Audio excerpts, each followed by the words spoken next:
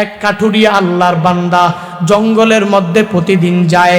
জঙ্গলে যে কাঠুরিয়া কাঠ সংগ্রহ করে করে এই কাঠগুলো পরিপূর্ণ আটি আটি বাঁধার মাধ্যমে তখন সে বাজারে নিয়ে যায়।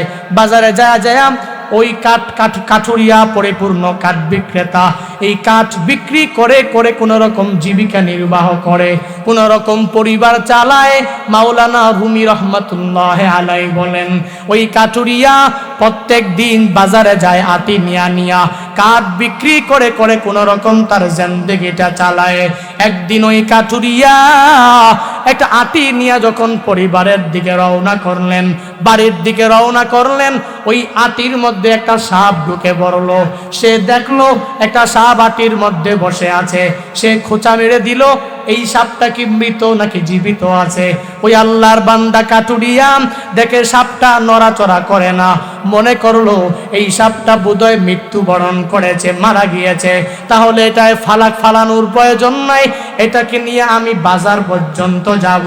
মাওলানা রুমি বলেন, ওই কাঠুরিয়া আল্লাহর বান্দা এই আটিটা নিয়া যখন বাড়ির মধ্যে যায়, পরিবারে যাওয়ার পরে যখন সে তার রুমের মধ্যে ঘুমাইতে যায়, রুমে ঘুমাইতেছে, ওদিকে সাপটা তো মারা যায় নাই। আটির মধ্যে প্রবেশ করা ওই সাপটা মনে করেছে কাঠুরিয়া মৃত, কিন্তু মৃত না, বরং মরা হয়ে আছে। হয়তো কেউ মেরেছে, এজন্য নড়াচড়াও করতে পারে না। অনেক সময় পরে সুস্থ হওয়ার পরে ওই সাপটা যখন বের হয়ে গেল, বের হয়ে তাকায়া দেখে কাঠুরিয়া খাটের মধ্যে শায়িত অবস্থায় আছে। তাকে যা সুবল মেরে দিল। কাঠুরিয়া সুবল খাওয়ার পরে ব্যথার যন্ত্রণা সহ্য করতে পারে নাই। ওই সাপের কামড় খেয়ে কাঠুরিয়া দুনিয়া থেকে বিদায় হয়ে গেল। সকালবেলা যখন কাঠুরিয়ার পরিবারের সব সদস্যরা আইসা দেখে ওই কাঠুরিয়া দুনিয়ায় নাই, কারণকে খতিয়ে দেখা গেল, বলে একটা সাপের কামড়ে মরেছে। তারা তো জানে আটির মধ্যে একটা সাপ ছিল, তবে সাপটা জীবিত ছিল না, মৃত ছিল, কিন্তু তাকে মারলো কিভাবে? বলে গুরুত্ব দেয় না। গুরুত্ব না দেওয়ার কারণে এই সাপের আঘাতেই এই কাঠুরিয়াটা মারা গিয়েছে, ঘুমের মধ্যেই হতবাক হয়ে গেছে।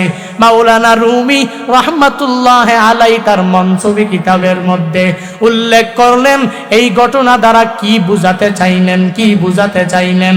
দুনিয়াতে অনেক আল্লাহর বান্দা মনে করেন আমি একজনের সুহবত পাওয়ার মাধ্যমে আমার নফসটাকে আমি পরিপূর্ণ মৃত করে ফেলবো, তখন আমার নফস আমাকে খারাপ কাজের দিকে নিয়ে যাবে না। আমি আল্লাহ ওয়ালার সুহবতে থাকলেই আমার নফস আমাকে খারাপ দিকে নিয়ে যাবে না, ওই সগীরা গুনাহে নিয়ে যাবে না, কাবিরা গুনাহের মধ্যে আমাকে নিয়ে যাবে না। বরং না, তোমার নফস যদি তুমি পরিপূর্ণ সুহবতে যাও, কারো সংস্পর্শে যাও, তখন এটা নেতিয়ে পড়তে পারে, কিন্তু শেষ হবে না। হ্যাঁ, যদি তুমি তোমার নফসের গুনাহকে, পরচনাকে যদি পরিপূর্ণ মৃত্যুবরণ যদি করাইতে চাও, যদি মনে করো আমার অন্তর থেকে গুনাহের মায়া সরে যাবে, আমার অন্তর থেকে সগীরা গুনাহের মায়া সরে যাবে, আমার অন্তর থেকে কাবিরা গুনাহ জেনা করার মায়া আমি সরাতে চাই, তাহলে বান্দা কাজ হলো তুমি কি করতে হবে? বলে পরিপূর্ণ এক্সপার্ট থাকা লাগবে, সর্বাবস্থায় সোচ্চার থাকা লাগবে। বলে আমি তো সুহবত নিব, কোনো অসুবিধা নাই। ভালো মানুষের মূল্য অনেক, যদি ভালো মানুষের সুহবতে আমি থাকতে পারি, তাহলে আমি পরিপূর্ণ নেক আমলওয়ালা হতে পারবো। তবে হ্যাঁ, ওই সুহবত দেনেওয়ালা বান্দা কিছুই দিতে পারবে না, বরং আমি আমল করতে হবে। সে শুধু আমাকে সংস্পর্শেই রাখতে পারবে, সে নসিহত করতে পারবে, সে উপদেশ আমাকে দিতে পারবে। একজনকে মুরব্বী মানলাম, একজনকে উস্তাদ আর শিক্ষক মানলাম, তাকে শুধু মানলাম, তার সংস্পর্শে থেকে থেকে কাজগুলো করা লাগবে, তার আদেশ উপদেশ মেনে চলা লাগবে। শুধুমাত্র সংস্পর্শে থাকলেই গুনাহ মুক্ত জিন্দেগি হবে না, বরং নিজে গুনাহ মুক্ত জিন্দেগি গঠন করা লাগবে। এর আল্লাহর বান্দা আশরাফ আলী থানভী রহমাতুল্লাহ আলাইহি, অনেকেই নাম জানে। থানভী রহমাতুল্লাহ আলাইহির কাছে এক আল্লাহর বান্দা আসিয়া থানবী রহমাতুল্লাহ আলাইকে বলতে লাগলেন, এই আশরাফ আলী থানবী, আমি আপনার কাছে মুরিদ হতে চাই, আমি আপনার কাছে থাকতে চাই, সংস্পর্শে থাকতে চাই, আমাকে আপনি কিছু নসিহত করেন।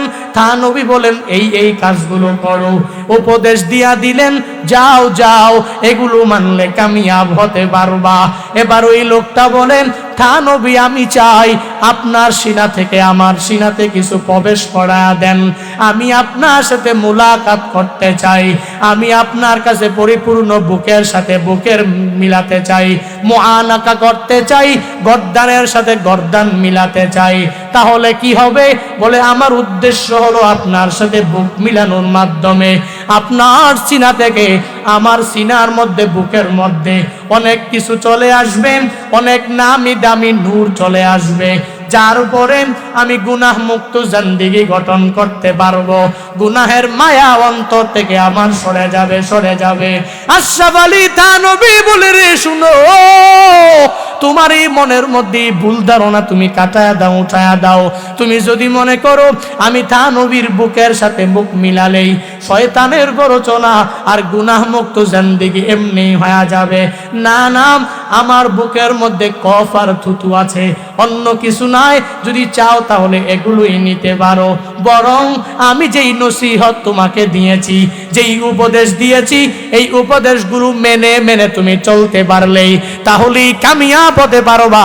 আমি নামাজ পড়তে বলেছি, নামাজ পড়ো। আমি মিথ্যা কথা না বলার জন্য নসিহত করেছি, তুমি মিথ্যা বলো না, বরং নেক আমলগুলো করো আর তাওবা দ্বারা নিজের জিন্দেগিটাকে গঠন করো। এগুলো করলেই তাহলে পরিপূর্ণভাবে তুমিও আমার মতন হয়ে যেতে পারবা। বুকের সাথে বুক মিলালেই আমার নূর তুমি পাইবা না, পাইবা না, পাইবা না।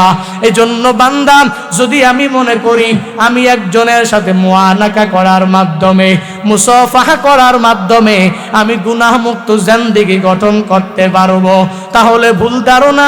এজন্য বান্দা, আমার আল্লাহ তাআলাও তো পরিপূর্ণ শিক্ষা দিয়া দিলেন যে আমি আল্লাহ তাআলা এই বান্দার জন্য শয়তানের ধোঁকাটা রাখলাম। শয়তান বান্দাকে যে প্ররোচনা দেয়, নফসটাও যে বান্দাকে প্ররোচনা দেয়, এই দুইটা মারাত্মক বিষয় বান্দার জন্য নামাজ পড়তে কষ্ট হয়ে যায়। কারণ শয়তান গিয়া গিয়া বান্দাকে ধোঁকা দেয়। প্রত্যেকটা রোগের যেরকম ভাবে ট্রিটমেন্ট থাকে, প্রতিষেধক থাকে, প্রতিরোধ করার জন্য একটা বিষয় থাকে। আল্লাহ বলেন, রে গোলাম, শয়তান তো তোমাকে প্ররোচনা দেয়, নফসের ধোঁকায় পড়িয়া, নফসে আম্মারার ধোঁকায় পড়িয়া তুমি যে গুনাহ করে ফেলো। আমি আল্লাহ তো জানো, আমি আল্লাহর মতন দয়ালু কেউ নাই, কেউ নাই। দুনিয়াতে যদি রোগ হয়, ওই রোগকে ভালো করার জন্য ঔষধ আছে না নাই? ট্রিটমেন্ট আছে না নাই? এরে বান্দা, ট্রিটমেন্ট থাকে, দামি দামি ঔষধ সেবন করার মাধ্যমে ওই বান্দার রোগ পরিপূর্ণ ভালো হয়ে যায়।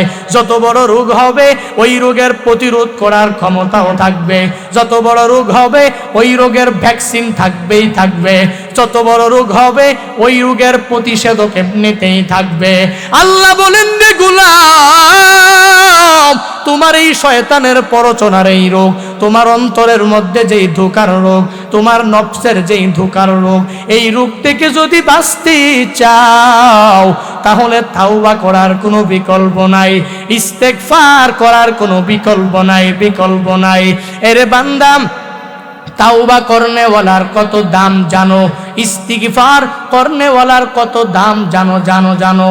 এক আল্লাহর বান্দা 99টা খুন করার পরে, অনেকেই জানে প্রসিদ্ধ এক ঘটনা, এক আল্লাহর বান্দা এত বড় খুনি 99টা খুন করার পরে চিন্তা ভাবনা চলে এসেছে, আমি যে এতগুলা মানুষ খুন করলাম, আল্লাহর বিচারের কাঠ করায় আমি কি জবাব দিব, দিতে পারবো কি পারবো না।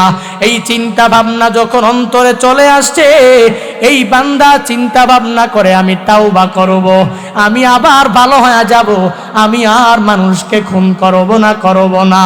এই বান্দার অন্তরে পরিপূর্ণ জাহান্নামের ভয় যখন চলে আসছে, ওই আল্লাহর গোলাম যায়া খ্রিস্টান পাদ্রীর কাছে যায়া তাকে বলতে লাগলেন, এ খ্রিস্টান পাদ্রী, আমাকে একটা পথ খুঁজে বের করে দেন। আমি 99টা খুন করেছি, আমাকে আমার আল্লাহ মাফ করবে কিনা, আমাকে আমার আল্লাহ ক্ষমা করবে কিনা আমাকে জানা দেন। এই কথা বলার পর খ্রিস্টান পাদ্রী জানা দেয়, আল্লাহর বান্দা শুনো, তুমি যে 99টা খুন করেছো, তোমার মতো খুনি কেউ নাই, বোধহয় আল্লাহ তোমাকে মাফ করবে না, আর তোমার কোনো পথ নাই, কোনো পথ আমি বের করেও দিতে পারবো না। মাথা বড়ই গরম, বলে আমি তাওবা করে ভালো হতে চেয়েছিলাম, কিন্তু এই লোকটা বলে আমার নাকি ক্ষমা পাওয়ার কোনো পথ নাই, আমার নাকি পরিপূর্ণ মাগফিরাত পাওয়ার কোনো রাস্তা নাই। এই লোকটা কি বলল? বলে 99টা খুন করেছি, এখন তোমাকেও শেষ। এই লোকটাকেও খুন করে ফেললেন। 100 খুন করার পরে এখন মনের মধ্যে একটা মাত্রই চিন্তা, আমি তাওবা করব, আমি ইস্তিগফার করে ভালো হয়ে যাব। এই আল্লাহর গোলাম শুধু ঘুরে ঘুরে আর পথ খুঁজে বের করার জন্য, এই বান্দা ভালো হওয়ার জন্য কোনো অত লোক খোঁজে। যাইতে যাইতে এক জায়গায় গিয়ে এক বড় মনীষী পেয়ে গেলেন। ওই মনীষীর কাছে যখন তার মনের দুঃখটা বললেন, এরে মনীষী শুনে নাও, আমি 100টা খুন করেছি, 99 খুন করার পরে আমি তাওবা করে ভালো হতে চেয়েছিলাম, কিন্তু একটা লোক আমাকে বলেছে কোনো পথ নাকি নাই, কোনো পথ নাই, যার দরুন আমি তাকে হত্যা করার মাধ্যমে 100 খুন আমি পরিপূর্ণভাবে করে ফেলেছি। বলো না, বলো না, আমাকে আমার আল্লাহ মাফ করবে কিনা, বলো না, বলো না, কোনো পথ আছে কিনা যেই পথের মধ্যে চললে আমি পরিপূর্ণ ভালোদের কাতারের অন্তর্ভুক্ত হয়ে যেতে পারবো। ওই মনীষী ডাক দিয়া বলে, আল্লাহর গোলাম যাও যাও যাও, অমুক গ্রামের মধ্যে যাও, যেই গ্রামে অনেক নেক কাজ করনেওয়ালা আল্লাহর বান্দারা আছে, এদের সংস্পর্শে গিয়া থাকো আর নিজে ভালো হওয়ার জন্য চেষ্টা করো। আল্লাহর বান্দা বলেন, অসুবিধা নাই, নিজে ভালো হওয়ার জন্য মনটা বড় চায়, আমি যাব যাব, ওই গ্রামের মধ্যে আমি যাব। যাওয়ার জন্য আল্লাহর বান্দা যখন রওনা করলেন, একটু দূর যাওয়ার পরে মালাকুল মউত বান্দার কাছে এসে হাজির হয়ে গেল। মালাকুল মউত আইসা এই বান্দার রূহটাকে যখন কবজ করে নিয়ে গেল, এই বান্দার মৃত্যু হয়ে গেল। ইন্না লিল্লাহি ওয়া ইন্না ইলাইহি রাজিউন। আল্লাহর কাছে নিয়ে গেলেন, রূহটাকে নিয়ে মালাকুল মউতটা পরিপূর্ণ চলে গেল। এই বান্দার মৃত্যু হওয়ার পর 100 খুন করনেওয়ালা আল্লাহর বান্দাকে রহমতের ফেরেশতারা এসেছে জান্নাতে নেওয়ার জন্য, ওদিকে আযাবের ফেরেশতারা এসেছে জাহান্নামের মধ্যে নিয়ে আযাব দেওয়ার জন্য। এবার রহমতের ফেরেশতারা আযাবের ফেরেশতাদেরকে ডাইকা ডাইকা বলে, তোমরা কেন এসেছো?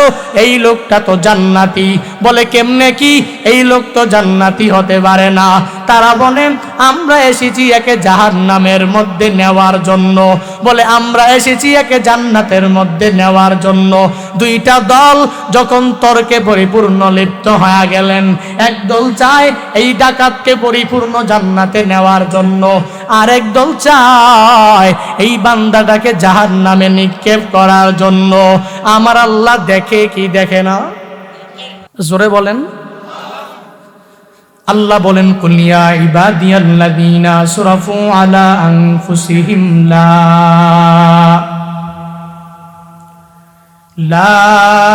তাকনাতু মির রাহমাতিল্লাহ।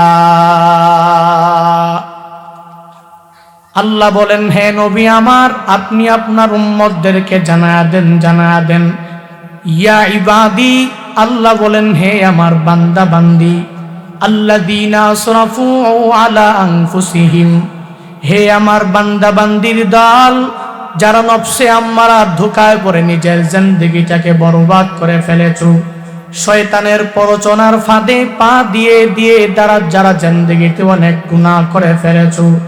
আল্লাহ বলেন, ইমানদার বান্দা বান্দি, যতই গুনাহ করেছো, আল্লাযীনা আসরাফু আলা আনফুসিহিম, নিজের নফসের উপরে জুলুম করেছো, নির্যাতন করেছো, অনেক অত্যাচার অন্যায় অপরাধ করেছো, লা তাকুনাতু মির রাহমাতিল্লাহ।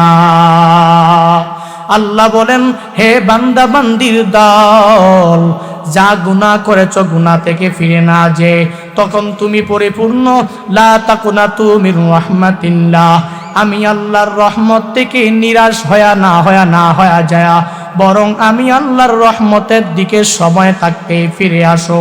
আমি আল্লাহর রহমত, দয়া, কৃপা তোমার জন্য সর্বাবস্থায় বিরাজমান। তুমি জিন্দেগিতে গুনাহ করেছো, পাহাড় পরিমাণ গুনাহের কোনো কমতি নাই, চিন্তার কোনো প্রয়োজন নাই, বরং আমার মালিকের কাছে যদি তাওবা করার নিয়তে আল্লাহর রহমতের সামনে আইসা, আল্লাহর দয়া কৃপার সামনে যখন বইসা, বলে ওই সময়টা কখন হবে আল্লাহ তাআলা জানায়া দেয় বান্দা। আমার নবীও শিক্ষা দেয় যে তুমি ফজরের নামাজের আগে যেই সময় আমার রব এসে যায় প্রথম আসমানে, ওই সময় তুমি তাহাজ্জুদের নামাজের নিয়তে ঠান্ডা পানি দিয়া ওযু বানায়া 2 রাকাত 4 রাকাত 6 রাকাত তাহাজ্জুদের নামাজ আদায় করে যদি আমার মালিককে বলতে পারো, হে মালিক, আমি আমার জিন্দেগিতে গুনাহের কোনো কমতি করি নাই, আল্লাহ বলেন লা তাকুনাতু মির রাহমাতিল্লাহ, আমি আল্লাহর রহমত থেকে, দয়া থেকে, কৃপা থেকে দূরে সরে না যায় যদি তাওবায়ে নাসুহা করতে পারো, যদি পরিপূর্ণ তাওবার 3টা বৈশিষ্ট্য আঁকড়ে ধরতে পারো। তাওবায়ে নাসুহা কোনটা?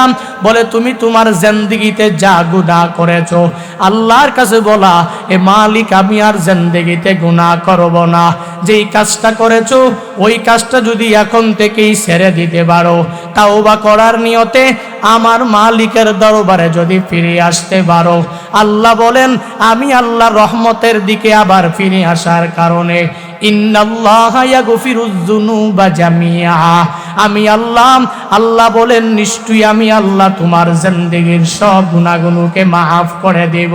শুধু তাই না আল্লাহ অপর এক আয়াতে তাওবাকারীদের ব্যাপারে জানা দেয়, ইল্লা মান তাবা ওয়া আমানা ওয়া আমিলা আমালান সলিহা ফাউলাইকা ইউবাদদিলুল্লাহু সাইয়্যাতিহিম হাসানাত ওয়া কানাল্লাহু গফুরুর রহিমা।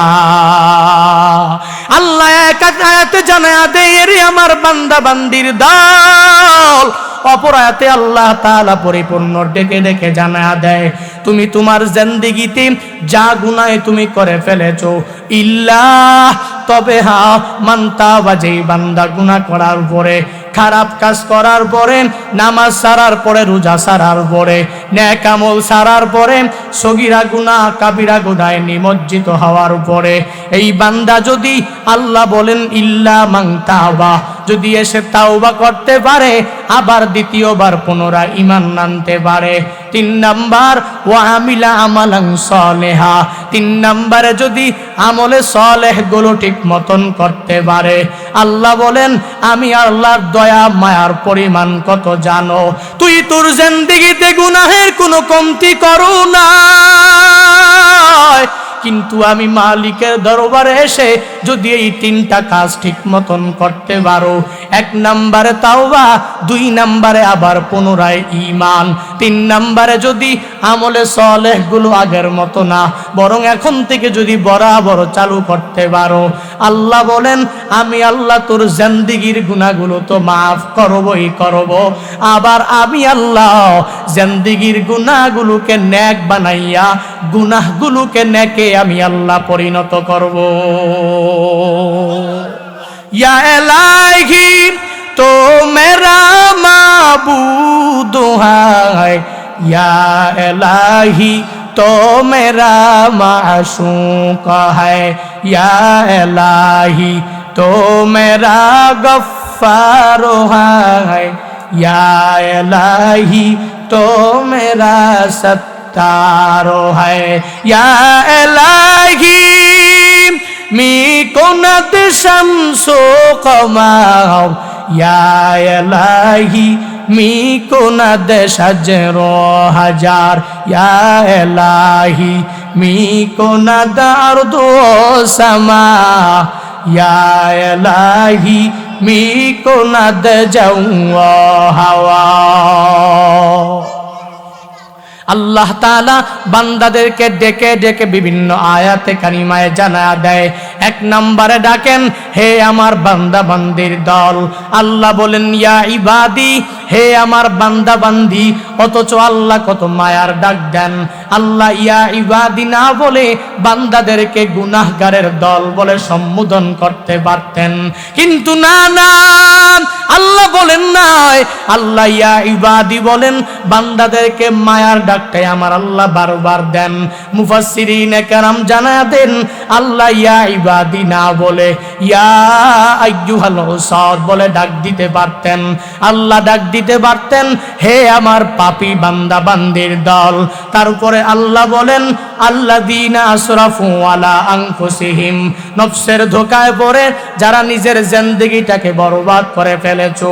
আল্লাহ এই কথা না বলে কালামুল্লাহ শরীফে এটাও বলতে পারতেন আল্লাযীনা আখতাউ আলা আনফুসিহিম, যারা ভুল করেছো, যারা অন্যায় করেছো, অপরাধ করেছো, গুনাহ করেছো। এরে বান্দা তাকায়া দেখো, বান্দার প্রতি আমার আল্লাহ তাআলার কত মায়া, বান্দার প্রতি আমার আল্লাহর দয়ার পরিমাণ কতটুকু। আল্লাহ বলেন এরে আমার বান্দা বান্দির দল। তারপরে আল্লাহ বলেন এই যারা নফসে আম্মারার ধোঁকায় পড়ে নিজের নফসকে ধোঁকা দিয়েছো। আল্লাহ এটাও বলে নাই যারা ভুল করেছো, অন্যায় করেছো, অপরাধ করেছো। বলে না না, আল্লাহ তো বান্দার ভুলটাকে ভুল বলেন না। দুনিয়ার মানুষগুলো তো এমনি শয়তানের প্ররোচনায় পড়ে, নফসের মায়ায় পড়ে এমনিতেই গুনাহ করবে, এটাই স্বাভাবিক। এজন্য তো আল্লাহ বলেন ফাআলহামাহা ফুজুরাহা ওয়া তাকওয়াহা। আল্লাহ কালামুল্লাহ জানিয়ে দেন, আমি আল্লাহ দুনিয়ার সব বান্দা বান্দিদেরকে পরিপূর্ণভাবে এদেরকে গুনাহের কামনা এদের অন্তরের মধ্যে আমি সৃষ্টি করলাম, আবার এদেরকে নেক কাজের কামনা আমি নিজেই সৃষ্টি করলাম। আল্লাহ নিজেও জানেন এই বান্দা শয়তানের প্ররোচনায় পড়ে গুনাহ করবে। এজন্য আল্লাহ বলেন নাই আল্লাযীনা আখতাউ আলা আনফুসিহিম।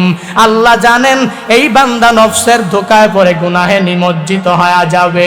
আল্লাহ বলেন যে যারা নফসে আম্মারার ধোঁকায় পড়ে গুনাহ করেছো, লা তাকনাতু মির রাহমাতিল্লাহ। এখানে আল্লাহ বলেন আমি আল্লাহর রহমত থেকে দূরে সরে যেও না, আমি আল্লাহর কৃপা দয়া মায়া থেকে দূরে সরে যেও না। তারপরে আল্লাহ বলেন ইন্নাল্লাহা ইয়াগফিরুয যুনুবা জামিআ।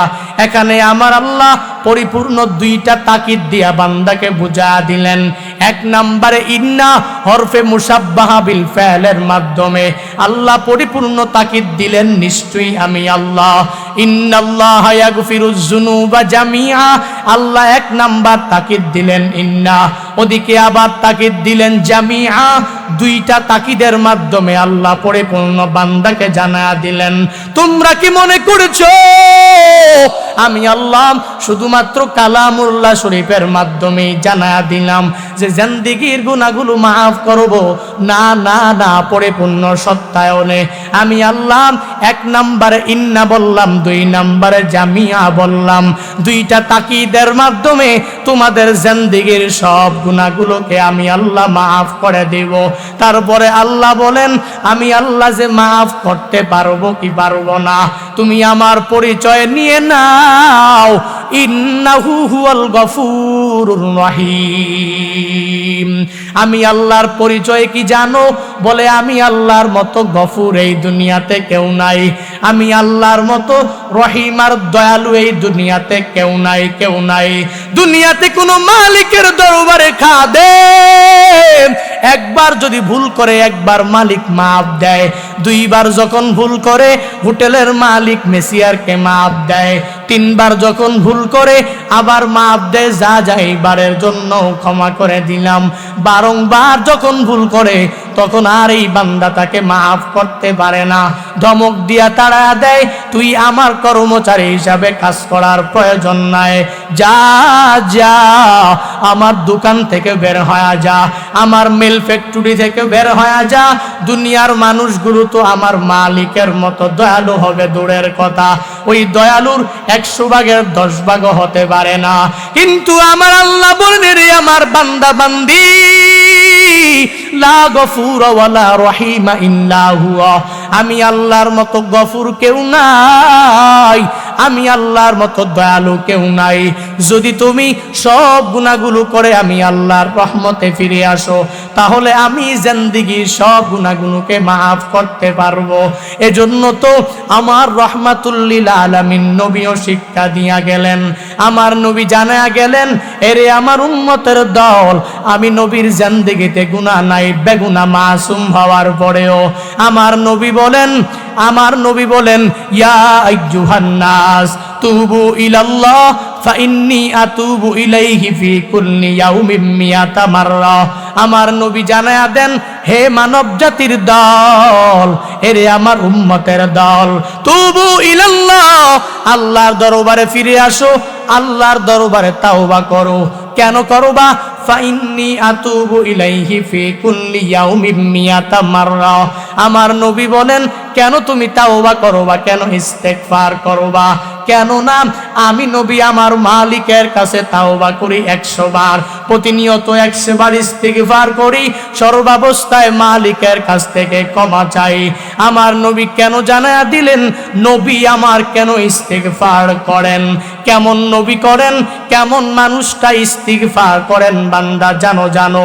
আমার আল্লাহ যেই মানুষটার ব্যাপারে কোরআন মাজিদে আমার আল্লাহ জানায়া দেয়, ইন্নাকা লাআলা খুলুকিন নাউদিম, এমন একটা মানুষ আমার মালিকের দরবারে 100 বার দিনে ইস্তেগফার করে। আল্লাহ বলেন, যেই নবীর চরিত্রের মতো আর কারো চরিত্র হবে না, যেই নবীর চরিত্র সর্বোচ্চ মাকাম পর্যন্ত অধিষ্ঠিত, যেই নবীর আখলাকে হাসানার মতো আর পৃথিবীর কারো আখলাক হবে না।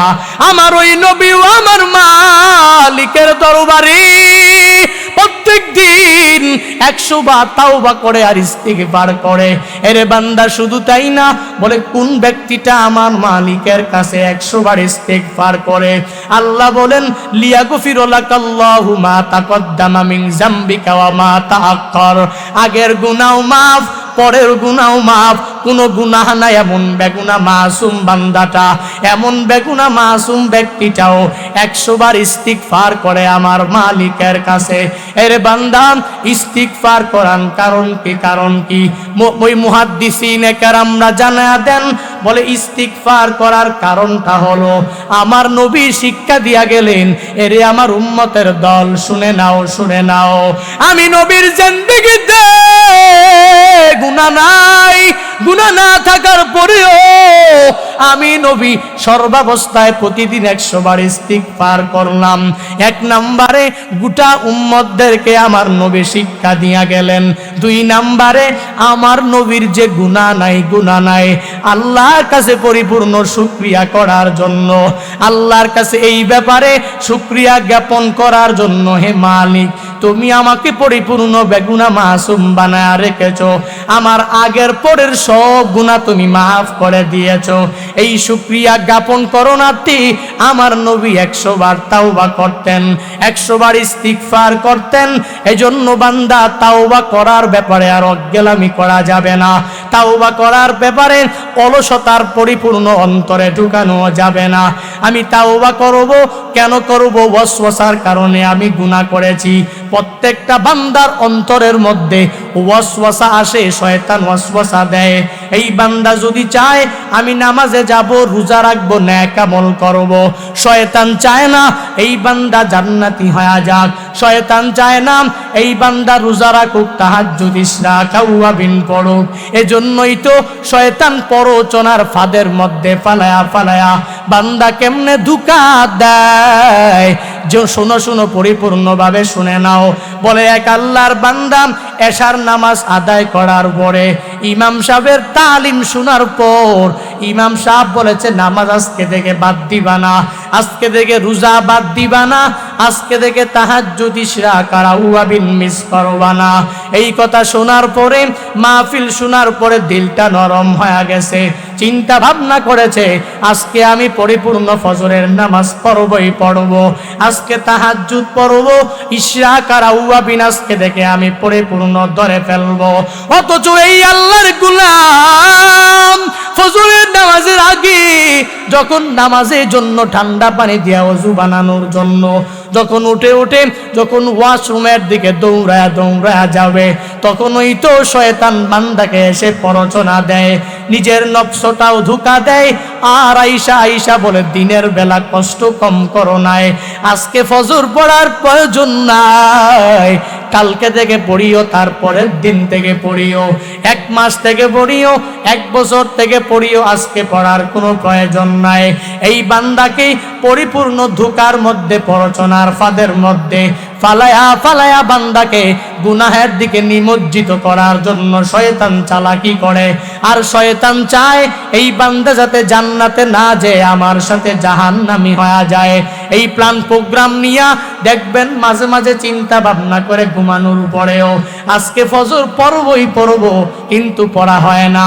আজকে কোরআন তিলাওয়াত করব, কিন্তু করা হয় না। কেন করা হয় না? শয়তান প্ররোচনা দেয় আর বলে আজকে পড়ার প্রয়োজন নাই, তুমি আজও যুবক আছো, বৃদ্ধ হওয়ার পরে পড়লেই হবে। দুনিয়াতে আল্লাহর বান্দারা চিন্তা ভাবনা করে আমার তো যৌবনকালের শক্তির কোনো কমতি নাই, আমার দেহের মধ্যে এত পাওয়ার, আমার সমাজে আমার এলাকার মধ্যে আমার কথা সবাই মেনেই চলে। এই যৌবনকালের শক্তি দিয়ে আমি নামাজ পড়ব না, এই শক্তি দিয়ে রোজাও রাখা লাগবে না, তাহাজ্জুদ ইশরাক আওয়াবিন পড়াও লাগবে না। যেদিন বৃদ্ধ হয়ে যাব, ওই বৃদ্ধ হলে আমি নামাজে ধরে ফেলবো, রোজা রাখবো, আমি তাহাজ্জুদ ইশরাক আর আওয়াবিন পড়ব। এরে বান্দা না, শেখ সাদি রহমাতুল্লাহ আলাইহি জানা দেয়, বলে একটা হিংস্র বাঘ যেদিন পরিপূর্ণভাবে বৃদ্ধ হয়ে যায়, তখন কি বাঘের হিংস্রতা থাকে? কথা বলেন না কেন? বাঘের হিংস্রতা থাকে? শেখ সাদি রহমাতুল্লাহ আলাইহি লিখেন, বলে একটা বাঘ যখন বৃদ্ধ হয়ে যায়, তার যৌবনের সময়ে তার যে হিংস্রতা থাকে, শক্তি থাকে, কিছু দেখলেই সে উড়ে ফেলবে, সব মারধর করে সব কিছু লন্ডভন্ড করে ফেলবে, যে হিংস্রতা থাকে ওই বাঘের তো বৃদ্ধ হয়ে যাওয়ার পরে ঠিক একই রকম হিংস্রতা থাকে? কথা বলেন না, থাকে না কেন? কারণ বৃদ্ধের ছাপ দেহের মধ্যে দেখা যায়, কারণ আগের মতো পরিপূর্ণ শক্তি তার কলবেও নাই, শরীরেও নাই, বডির মধ্যেও নাই। ঠিক একই রকম ভাবে শেখ সাদি রহমাতুল্লাহ আলাইহি বলেন, যৌবনকালের সময়টা পাওয়ার পরে যে যুবকটা নেক আমল করে না, শুধু বলে যে আমি বৃদ্ধ হওয়ার পরে আমল করব, বৃদ্ধ হওয়ার পরে নামাজ পড়ব, বৃদ্ধ হওয়ার পরে তাহাজ্জুদ পড়ব, ইশরাক পড়ব, আওয়াবিন পড়ব, তাহলে তো এটা পরিপূর্ণ তার জন্য ভুল ধারণা হবে। বরং ওই বাঘের যৌবনকালে যেরকম তার যে হিংস্রতা থাকে, ঠিক একই রকম ভাবে বৃদ্ধ হয়ে গেলে থাকে না। যুবক প্রত্যেকটা মানুষ, প্রত্যেকটা ব্যক্তি যৌবনকালে যেই শক্তি থাকে, পরিপূর্ণভাবে সে ইচ্ছা করলে তাহাজ্জুদ পড়তে পারে, ইশরাক পড়তে পারে, আওয়াবিন পড়তে পারে। ওই ব্যক্তিটা কি ঠিক তদ্রূপ ভাবে বৃদ্ধ হয়ে গেলে নামাজ পড়তে পারবে? যৌবনকালের মতো রোজা রাখতে পারবে? যৌবনকালের মতো তাহাজ্জুদ পড়তে পারবে? যৌবনকালের মতো ইশরাক আওয়াবিন পড়তে পারবে? না, পারবে না। কেন? বলে দেহের মধ্যে বৃদ্ধের ছাপ, দেহটা পরিপূর্ণ লেলিয়ে গেছে, নেতিয়ে পড়েছে, অনেক দুর্বল হয়ে গেছে। এখন আর চেষ্টা করলেই পবিত্রতার গ্যারান্টি নিয়া নামাজ পড়া যাবে না, চেষ্টা করলেই পবিত্রতার গ্যারান্টি নিয়া নেক আমল করা যাবে না, চেষ্টা করলেই সব কিছু করা যাবে না। এজন্যই তো বলে শয়তান যতই প্ররোচনা দেখ, আমার নফস আমাকে যতই ধোঁকা দেখ, আমি ওই ধোঁকার মধ্যে পড়ব না, বরং সর্বাবস্থায় আমি নেক আমল করে করে আগায়া যাব, আমি তাহাজ্জুদ পড়ে আগায়া যাব। দুনিয়ার মানুষগুলো আমাকে যা বললে বলুক, আমাকে না বললে নাই, আমি সব সময় টুপি পরিধান করে চলবো, নেস পেশাক করার জন্য চেষ্টা করব। আমি নেক আমল করে দুনিয়ার মানুষের কাছে প্রিয় হওয়ার প্রয়োজন নয়। কার প্রিয় হব? আরো জোরে বলেন না। প্রেমিক প্রেমিকার প্রিয় হব? হ্যাঁ, ওই যে অনেকে তো প্রেমিকার মোহাব্বত পাওয়ার জন্য নিজের জিন্দেগিটার যা আছে সব বিলীন করে দিবে। কক্সবাজারে গেছে ঘুরতে, তো প্রেমিকার প্রিয় হতে হবে, তো টেলিফোন করে বলে দিয়েছে তুমি কক্সবাজার গেছো, 1 নম্বরে তো আমাকে নিয়ে যাও নাই, 1 নম্বর মামলা। 2 নম্বর মামলা হলো যদি তুমি আমার জন্য কিছু না নিয়ে আসো, অবস্থা তাই, সাথে সাথে ব্রেকআপ। ঠিক কি ঠিক না? এখন প্রেমিকার ভালোবাসার প্রিয় বান্দা হওয়ার জন্য সে টাকাই আছে 2000, গাড়ি ভাড়াই 1400 থেকে 1500 চলে যাবে, বাকি টাকা দিয়া এখন প্রেমিকার মোহাব্বত পাওয়ার জন্য, ভালোবাসা পাওয়ার জন্য তার জন্য বিভিন্ন মজা টজা কিনে আনে। কেন? বলে তার প্রিয় বান্ধব, প্রিয় একজন লোক হওয়া লাগবে, তার কাছের একজন লোক হওয়া লাগবে। অথচ শয়তানের প্ররোচনায় পড়ে পড়ে এই হারাম কাজের মধ্যে প্রত্যেকটা যুবকের মধ্যে অধিকাংশ যুবকরাই লিপ্ত হয়ে থাকে, একবারও চিন্তা ভাবনা করে না আমি যে একজনের ভালোবাসায় হারামে লিপ্ত হয়ে গেলাম, একজনের ভালোবাসায় সগীরা গুনাহে লিপ্ত হয়ে গেলাম, একজনের ভালোবাসায় কাবিরা গুনাহে লিপ্ত হয়ে গেলাম। অথচ আমার মালিকের কাছে তো আমার একদিন বিচারের কাঠগড়ায় দাঁড়াতে হবে, ওদিন আমি কি করব? এজন্য তো বলি এখনো সময় আছে, এগুলো বাদ দাও, তাওবা করো, ইস্তিগফার করো, আল্লাহর কাছে ক্ষমা চাও, মাফ করবে কে? আরো জোরে বলেন, আল্লাহ মাফ করে দিবে। এজন্য আল্লাহর কাছে তাওবা করা লাগবে পরিপূর্ণভাবে, কঠিন তাওবা। কারণ মানুষের শয়তানের প্ররোচনা, শয়তানের ধোঁকা এগুলো থাকবেই, নফসের ধোঁকা, নফসে আম্মারার ধোঁকা এগুলো থাকবেই। এগুলো থাকলেই তো আমি নামাজ বাদ দিতে পারবো। ঠিক কি ঠিক না? আমার নফস আমাকে ধোঁকা দিবে যে তাহাজ্জুদ পড়ার প্রয়োজন নাই, আমি কি নফসের কথা মানবো? মানবো না। নিজের নফসের কথা না মেনে বরং নফসের বিরুদ্ধে প্রত্যেকটা কাজ চালায়া যেতে পারলেই নবীর হাদিস অনুযায়ী আমি একজন প্রকৃত মুজাহিদ। ঠিক কি ঠিক না? এই জন্য মুজাহিদ তো প্রকৃত সেই যেটা নফসের বিরুদ্ধে কাজ করতে পারে। নফস চায় গুনাহ করো, সে গুনাহ করে না। নফস চায় নামাজ বাদ দাও, সে নামাজ বাদ দেয় না। নফস চায় তাহাজ্জুদ বাদ দিয়ে আরামে 10টা পর্যন্ত ঘুমায়া থাকো, সে থাকে না। নফস চায় কক্সবাজার গিয়ে খারাপ কাজে লিপ্ত হয়ে যাও, সে চায় না। নফস চায় অনেক জেনা করতে, কিন্তু এই বান্দার নফস চাইলেও সে চায় না। নবী বলেন তার থেকে বড় মুজাহিদ, তার থেকে বড় মধ্যে মুজাহিদ এই পৃথিবীতে আমার উম্মতের মধ্যে আর কেউ নাই। কারণ যখনই গুনাহ করতে মন চায়, আমি যদি গুনাহ না করি তাহলে এটা পরিপূর্ণ ত্যাগ হবে, জিহাদ হবে।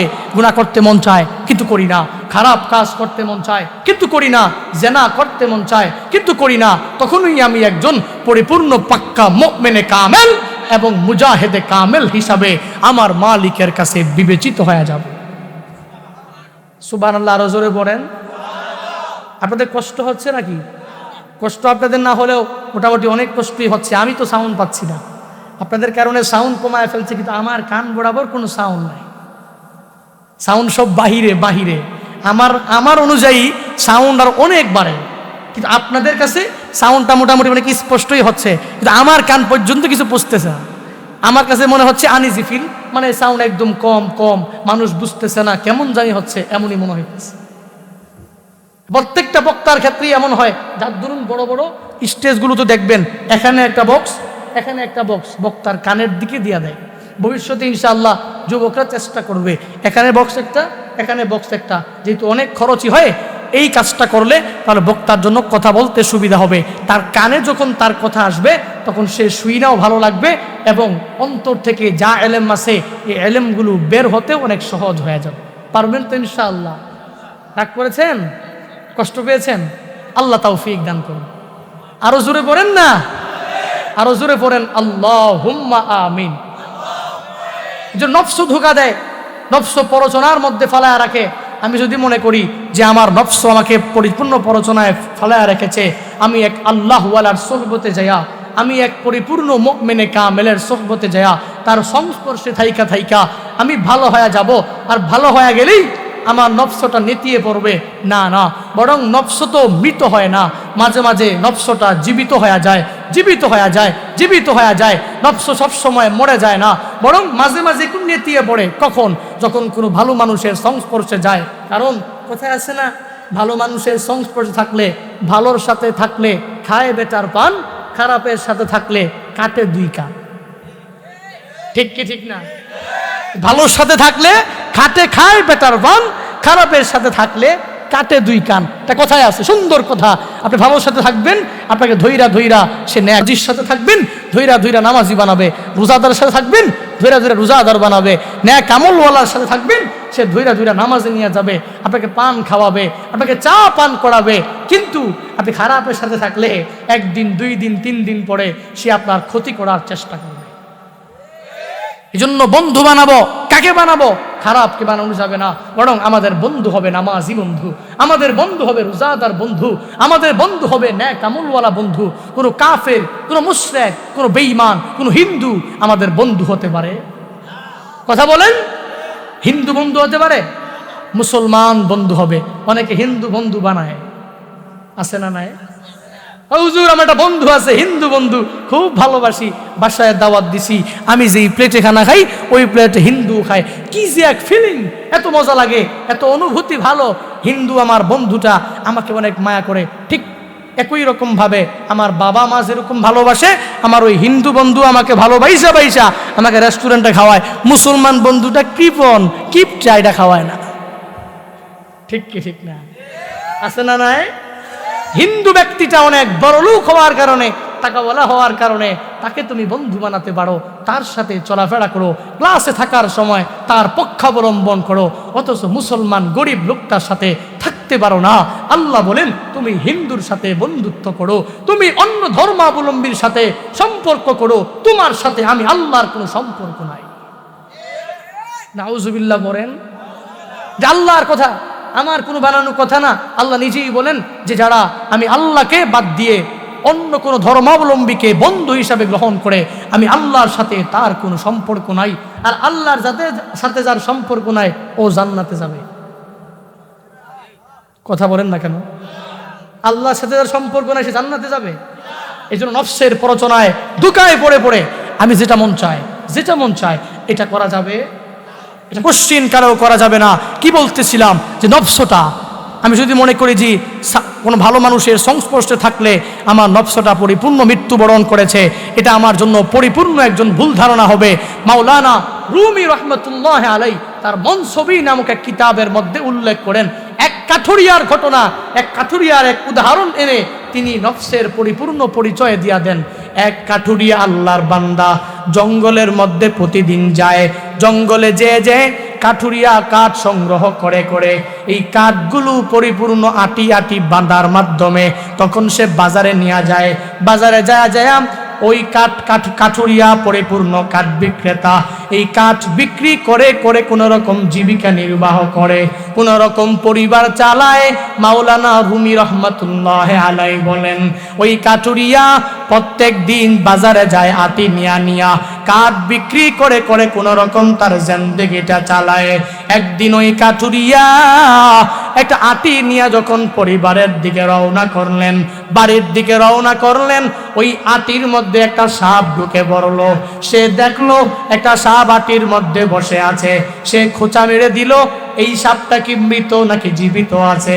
ওই আল্লাহর বান্দা কাঠুরিয়া দেখে সাপটা নড়াচড়া করে না, মনে করলো এই সাপটা বোধহয় মৃত্যুবরণ করেছে, মারা গিয়েছে।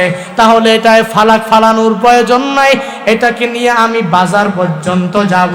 মাওলানা রুমি বলেন ওই কাঠুরিয়া আল্লাহর বান্দা এই আটিটা নিয়া যখন বাড়ির মধ্যে যায়, পরিবারে যাওয়ার পরে যখন সে তার রুমের মধ্যে ঘুমাইতে যায়, রুমে ঘুমাইতেছে, ওদিকে সাপটা তো মারা যায় নাই।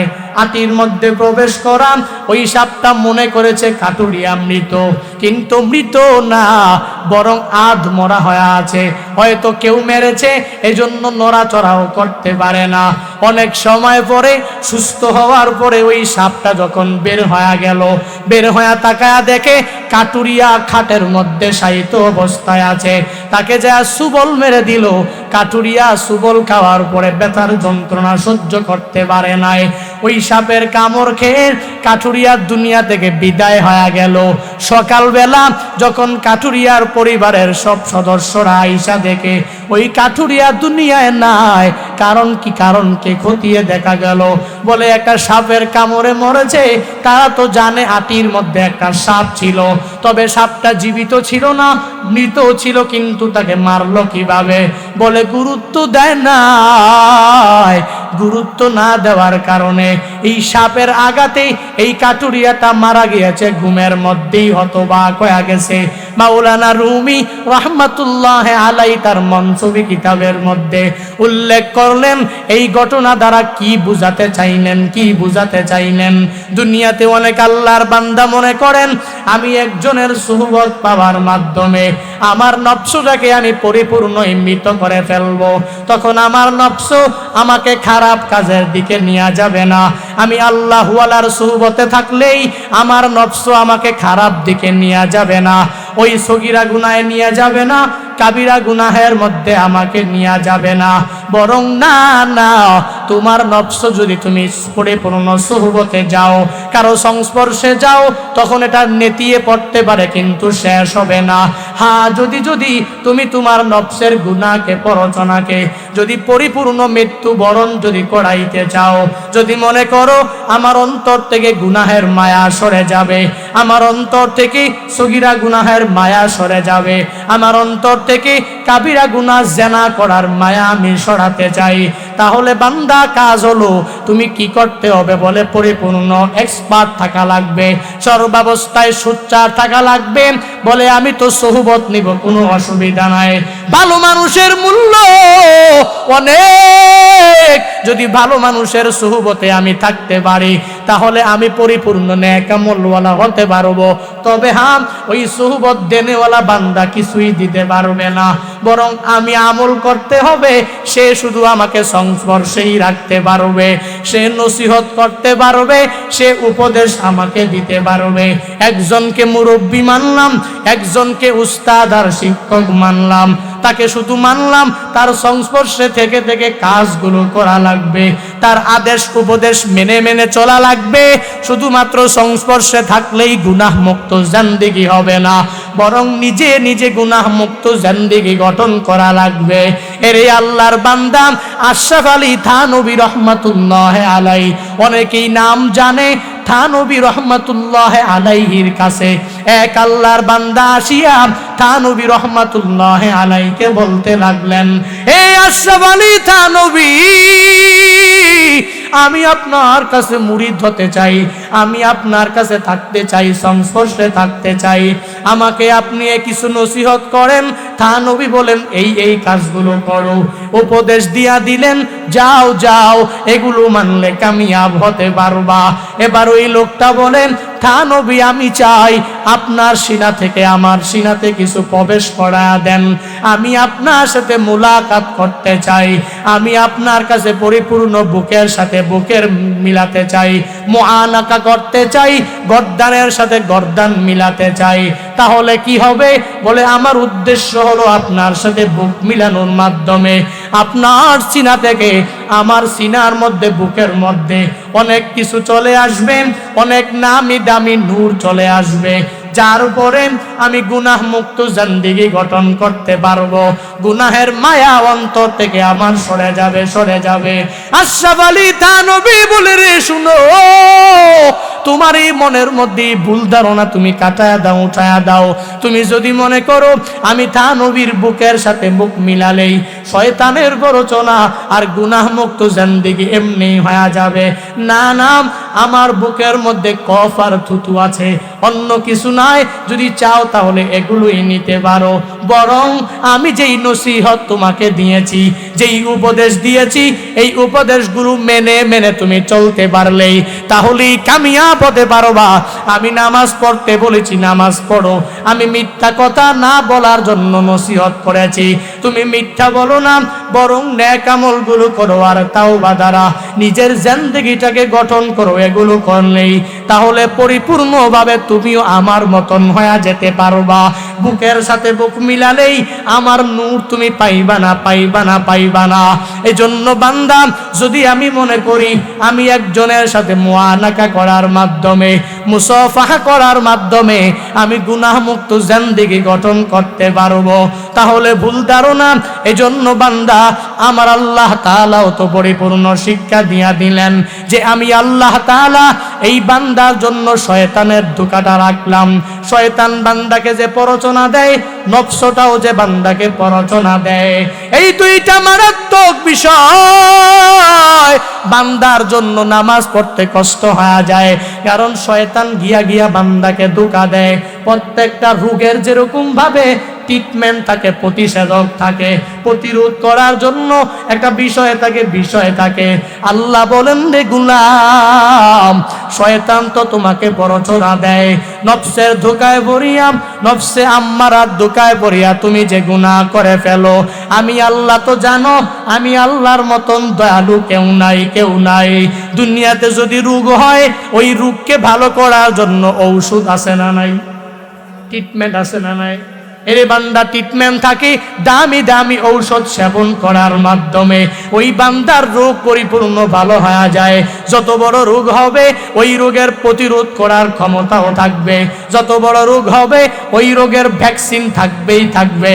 যত বড় রোগ হবে ওই রোগের প্রতিষেধক এমনিতেই থাকবে। আল্লাহ বলেন, রে গোলাম, তোমার এই শয়তানের প্ররোচনার এই রোগ, তোমার অন্তরের মধ্যে যেই ধোঁকার রোগ, তোমার নফসের যেই ধোঁকার রোগ, এই রোগ থেকে যদি বাঁচতে চাও তাহলে তাওবা করার কোনো বিকল্প নাই, ইস্তেগফার করার কোনো বিকল্প নাই। এরে বান্দা, তাওবা করনেওয়ালার কত দাম জানো? ইস্তিগফার করনেওয়ালার কত দাম জানো? এক আল্লাহর বান্দা 99টা খুন করার পরে, অনেকেই জানে প্রসিদ্ধ এক ঘটনা, এক আল্লাহর বান্দা এত বড় খুনি 99টা খুন করার পরে চিন্তা ভাবনা চলে এসেছে, আমি যে এতগুলা মানুষ খুন করলাম, আল্লাহর বিচারের কাঠগড়ায় আমি কি জবাব দিতে পারবো কি পারবো না। এই চিন্তা ভাবনা যখন অন্তরে চলে আসছে, এই বান্দা চিন্তা ভাবনা করে, আমি তাওবা করব, আমি আবার ভালো হয়ে যাব, আমি আর মানুষকে খুন করব না। এই বান্দার অন্তরে পরিপূর্ণ জাহান্নামের ভয় যখন চলে আসছে, ওই আল্লাহর গোলাম যায় খ্রিস্টান পাদ্রীর কাছে যায়, তাকে বলতে লাগলেন, এ খ্রিস্টান পাদ্রী, আমাকে একটা পথ খুঁজে বের করে দেন, আমি 99টা খুন করেছি, আমাকে আমার আল্লাহ মাফ করবে কিনা, আমাকে আমার আল্লাহ ক্ষমা করবে কিনা, আমাকে জানায়া দেন। এই কথা বলার পর খ্রিস্টান পাদ্রী জানায়া দেয়, আল্লাহর বান্দা শুনো, তুমি যে 99টা খুন করেছো, তোমার মতো খুনি কেউ নাই, বোধহয় আল্লাহ তোমাকে মাফ করবে না, তোমার কোনো পথ নাই, কোনো পথ আমি বের করেও দিতে পারবো না। মাথা বড়ই গরম, বলে আমি তাওবা করে ভালো হতে চেয়েছিলাম, কিন্তু এই লোকটা বলে আমার নাকি ক্ষমা পাওয়ার কোনো পথ নাই, আমার নাকি পরিপূর্ণ মাগফিরাত পাওয়ার কোনো রাস্তা নাই। এই লোকটা কি বললো? বলে 99টা খুন করেছি, এখন তোমাকেও শেষ। এই লোকটাকেও খুন করে ফেললেন। 100 খুন করার পরে এখন মনের মধ্যে একটা মাত্রই চিন্তা, আমি তাওবা করব, আমি ইস্তেগফার করে ভালো হয়ে যাব। এই আল্লাহর গোলাম শুধু ঘুরে ঘুরে আর পথ খুঁজে বের করার জন্য, এই বান্দা ভালো হওয়ার জন্য কোনো অত লোক খোঁজে। যাইতে যাইতে এক জায়গায় গিয়ে এক বড় মনীষী পেয়ে গেলেন। ওই মনীষীর কাছে যখন তার মনের দুঃখটা বললেন, এরে মনীষী শুনে নাও, আমি 100টা খুন করেছি, 99 খুন করার পরে আমি তাওবা করে ভালো হতে চেয়েছিলাম, কিন্তু একটা লোক আমাকে বলেছে কোনো পথ নাকি নাই, কোনো পথ নাই, যার দরুন আমি তাকে হত্যা করার মাধ্যমে 100 খুন আমি পরিপূর্ণভাবে করে ফেলেছি। বলো না আমাকে আমার আল্লাহ মাফ করবে কিনা, বলো না কোনো পথ আছে কিনা যেই পথের মধ্যে চললে আমি পরিপূর্ণ ভালোদের কাতারের অন্তর্ভুক্ত হয়ে যেতে পারবো। ওই মনীষী ডাক দিয়া বলে, আল্লাহর গোলাম যাও অমুক গ্রামের মধ্যে যাও, যেই গ্রামে অনেক নেক কাজ করনেওয়ালা আল্লাহর বান্দারা আছে, এদের সংস্পর্শে গিয়া থাকো আর নিজে ভালো হওয়ার জন্য চেষ্টা করো। আল্লাহর বান্দা বলেন অসুবিধা নাই, নিজে ভালো হওয়ার জন্য মনটা বড় চায়, আমি যাব ওই গ্রামের মধ্যে আমি যাব। যাওয়ার জন্য আল্লাহর বান্দা যখন রওনা করলেন, একটু দূর যাওয়ার পরে মালাকুল মউত বান্দার কাছে এসে হাজির হয়ে গেল। মালাকুল মউত আইসা এই বান্দার রূহটাকে যখন কবজ করে নিয়ে গেল, এই বান্দার মৃত্যু হয়ে গেল। ইন্না লিল্লাহি ওয়া ইন্না ইলাইহি রাজিউন। আল্লাহর কাছে নিয়ে গেলেন, রূহটাকে নিয়ে মালাকুল মউতটা পরিপূর্ণ চলে গেল। এই বান্দার মৃত্যু হওয়ার পর 100 খুন করনেওয়ালা আল্লাহর বান্দাকে রহমতের ফেরেশতারা এসেছে জান্নাতে নেওয়ার জন্য, ওদিকে আযাবের ফেরেশতারা এসেছে জাহান্নামের মধ্যে নিয়ে আযাব দেওয়ার জন্য। এবার রহমতের ফেরেশতারা আযাবের ফেরেশতাদেরকে ডাইকা ডাইকা বলে, তোমরা কেন এসেছো? এই লোকটা তো জান্নাতি। বলে কেমনে কি? এই লোক তো জান্নাতি হতে পারে না। তারা বলেন আমরা এসেছি একে জাহান্নামের মধ্যে নেওয়ার জন্য। বলে আমরা এসেছি একে জান্নাতের মধ্যে নেওয়ার জন্য। দুইটা দল যখন তর্কে পরিপূর্ণ লিপ্ত হয়ে গেলেন, এক দল চায় এই ডাকাতকে পরিপূর্ণ জান্নাতে নেওয়ার জন্য, আরেক দল চায় এই বান্দাটাকে জাহান্নামে নিক্ষেপ করার জন্য। আমার আল্লাহ দেখে কি দেখে না? কথা বলেন না কেন? আল্লাহ তাআলা বলেন রহমতের ফেরেশতারা আযাবের ফেরেশতারা শুনে নাও, শুনে নাও, এই বান্দা জান্নাতি হবে নাকি জাহান্নামী হবে, আমি আল্লাহ তোমাদেরকে একটা আদেশ দিয়া দেই।